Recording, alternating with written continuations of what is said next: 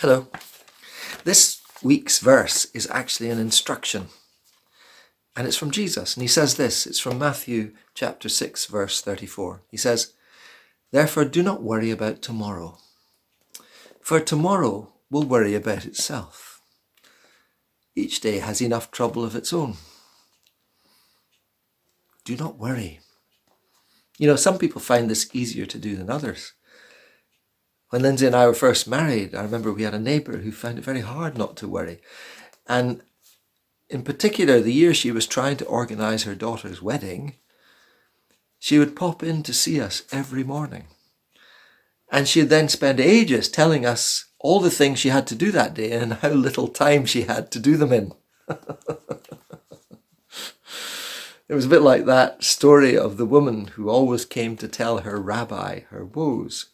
And one day, after a particularly long session, she pronounced happily, "Thank you, Rabbi, thank you. I came with a headache and now it's so much better." To which the rabbi replied, "And mine is much worse." Do not worry about tomorrow, for tomorrow will worry about itself. Each day has enough trouble of its own. You know, this is the final verse in a part of Jesus' Sermon on the Mount that deals with worry and deals with the futility of worry.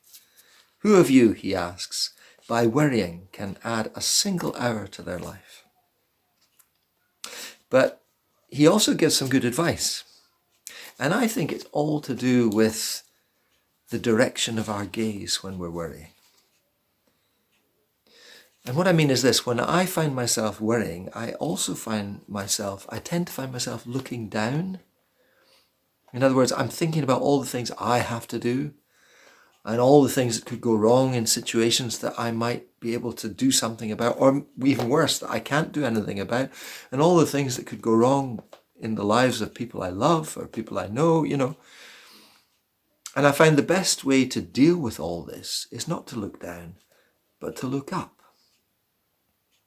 To remind myself that I'm not alone, and that God knows all about all of these things already, and that he cares about them as well. In other words, if worrying is spending time alone with my fears and concerns, praying is sharing them with the God who loves us.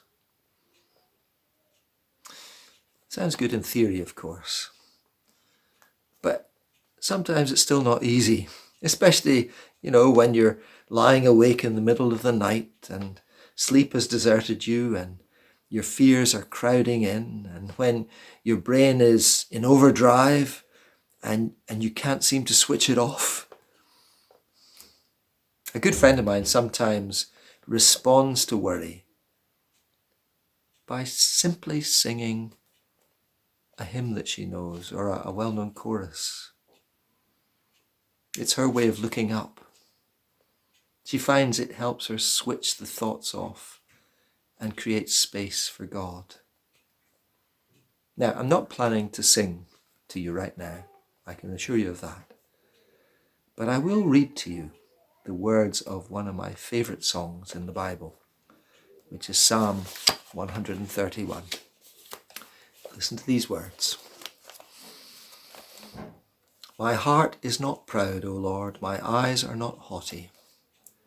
I do not concern myself with great matters or things too wonderful for me, but I have stilled and quieted my soul like a weaned child with its mother. Like a weaned child is my soul within me. O Israel, put your hope in the Lord, both now and forevermore. Amen. Amen. Have a good week.